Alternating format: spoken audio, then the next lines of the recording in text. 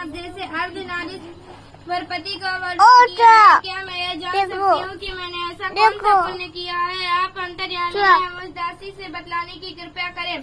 पार्वती जी की ऐसी प्रार्थना सुनकर शिव जी बोले, हे प्रिय, तुमने अति उत्तम पुण्य का संग्रह किया था, जिससे तुमने मुझ जैसा पति पाया है। वह अति गुप्त व्रत है, वह तुम्हारे आग्रह पर प्रकट करता है। वह यह है कि भादों की शुक्ल पक्ष की तीज का व्रत हरतालिका के नाम से प्रसिद्ध है। यह व्रत जैसे तारागणों में चंद्रमा, नवग्रह में सूर्य और वनों में ब्राह्मण, वेदों में शाम, इंद्रियों, मन रूप, ऐसा यह व्रत श्रेष्ठ है। जो तीजा हस्त नक्षत्र युक्त पड़े तो और भी मान पुण्यदायक होता है। यह सुनकर पार्वती जी ने कहा, हे महेश्वर, मैंने कब और कैसे तीजा व्रत किया है, यह सब सुनने की इच्छा है। इतना सुनकर भगवान शिव बोले, हे उमा, भारत के उत्तर में हिमाचल पर्वत है, उसके राजा का नाम हिमाचल है। वहाँ तुम रानी मैना से पैदा हुई थी। तुमने बाल्यकाल से ही मेरी आराधना प्रारंभ कर दी थी। कुछ उम्र बढ़ने पर तुमने हिमालय की दुर्गम गुफाओं में जाकर सहेली सहित मुझे पानी हेतु तप आरंभ कर दिया। तुम ग्रीष्म ऋतु में पानी में खड़ी होकर मेरे ध्यान में संलग्न रही। इस प्रकार 6 ऋतुओं में तप करने पर भी जब मेरे दर्शन न मिले, तब तुमने ऊर्ध्वाधर मुख होकर केवल वायु सेवन की, फिर वृक्षों के सूखे पत्ते खाकर इस देह को छीण किया। ऐसी तपस्या में लीन देखकर राजा हिमाचल तुम्हारे विवाह हेतु चिंता करने लगे। इसी शुभ अवसर पर देव ऋषि नारद जी वहाँ उपस्थित हुए। राजा ने अति हर्ष के साथ नारद जी का स्वागत किया और आने का कारण पूछा। नारद जी ने कहा, हे राजन, मुझे भगवान विष्णु ने भेजा है। मैं चाहता हूँ कि आपकी कन्या को योग्य वर प्राप्त हो। अतः भगवान विष्णु ने आपकी कन्या वरण किया है, क्या आपको स्वीकार है? राजा हिमाचल ने कहा, महाराज, मेरा सौभाग्य है जो मेरी कन्या को विष्णु जी स्वीकार कर रहे हैं, अतः मैं अवश्य उन्हें अपनी कन्या का दान करूंगा। यह निश्चय हो जाने पर नारद जी ने बैकुंठ जाकर भगवान विष्णु से पार्वती जी के विवाह के लिए कहा। इधर महाराज हिमाचल ने वन में जाकर पार्वती जी को भगवान विष्णु के साथ उनका विवाह होने का निश्चय सुनाया। तभी तुमको महान दुख प्राप्त हुआ। उस दुख से अपनी सखी के पास पहुंचकर विलाप करने लगी, तो तुम्हारा विलाप देखकर सखी ने कहा, देवी, मैं तुम्हें ऐसी गुफा में ले चलूंगी जहां महाराज भी न जा पा सकेंगे।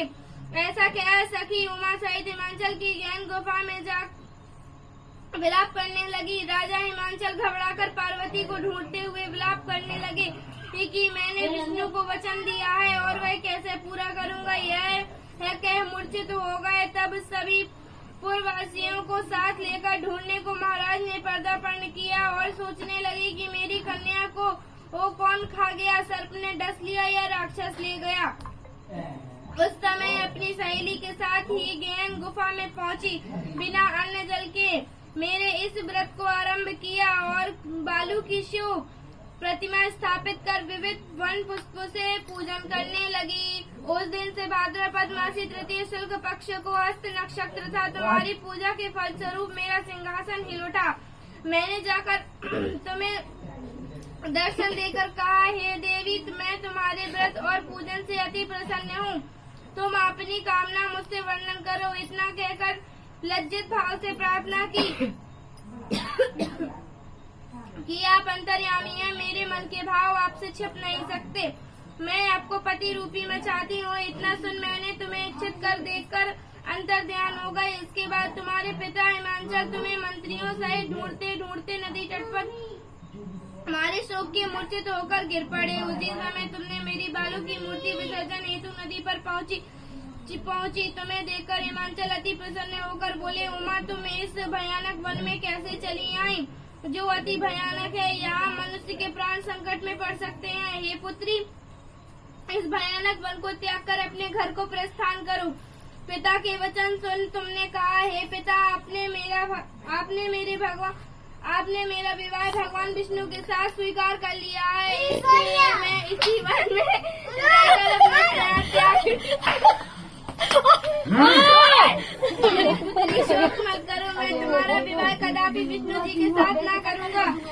जो तुम्हें रुचि करे उसी सदाशिव के साथ करूँगा। तब सखी के साथ आठ नगर में उपस्थित होकर अपनी माता और सहेलियों से मिली। कुछ समय बाद शुभ मुहूर्त में विवाह बेश विधि के साथ महाराज हिमाचल व रानी मैना ने मेरे साथ करके पुण्य का अर्जन किया। सौभाग्यशाली सहेली ने तुमको हरण करके हिमाचल की गुफा में रखकर जो मेरा तीजा व्रत किया है, उसी से इस व्रत का नाम हरतालिका पड़ा है। यह व्रत सब व्रतों से शिरोमणि हुआ है। इस प्रकार कथा सुन माता पार्वती ने कहा, हे प्रभु, आपने मिलने की सुखद कथा सुनी, मुझे प्रसन्न तो किया, पर इस व्रत के करने की विधि व इसका क्या फल है, मुझे कृपया करके बताइए और पुण्य फल प्राप्ति का वर्णन करिए। इतना सुन शंकर जी ने कहा, हे प्रिय, मैं इसका फल सुना रहा हूँ, सुनो। यह व्रत सौभाग्यवती नारी व पति चाहने वाली कन्याओं को करना चाहिए।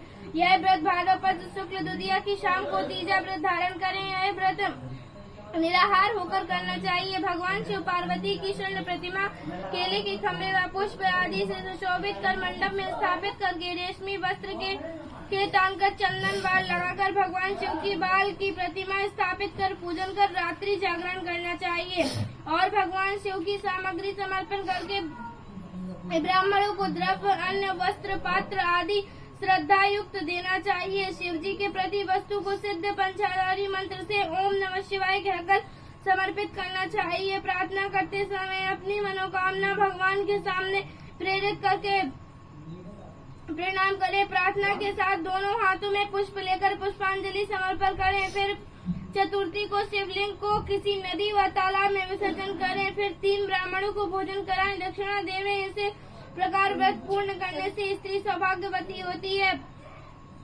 पुत्र पुत्री से सुखी होकर जीवन व्यतीत करती है।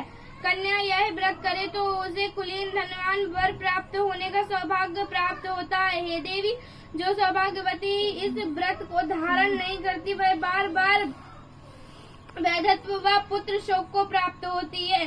जो स्त्री तीज के दिन व्रत रहकर चोरी से अन्न खाती है वह सुकरी का जन्म पाती है। जो जल पीती है वह जोग का जन्म लेती है। जो दूध पीती है वह सर्पनी का जन्म लेती है और जो मांस खाती है वह बाघनी होती है। जो स्त्री इस दिवस सोती है वह अजगर की योनि पाती है। जो स्त्री अपने पति को धोखा देती है वह मुर्गी का जन्म धारण करती है। जो स्त्री इस व्रत को श्रद्धा भक्ति से विधि पूर्वक करती है वे सुंदर पति को प्राप्त करती है। यह दूसरे जन्म में तुम्हारे सम्मान स्वरूप होकर इसी संसार में उत्तम सुख भोग करती है। बोलिए शंकर भगवान की जय।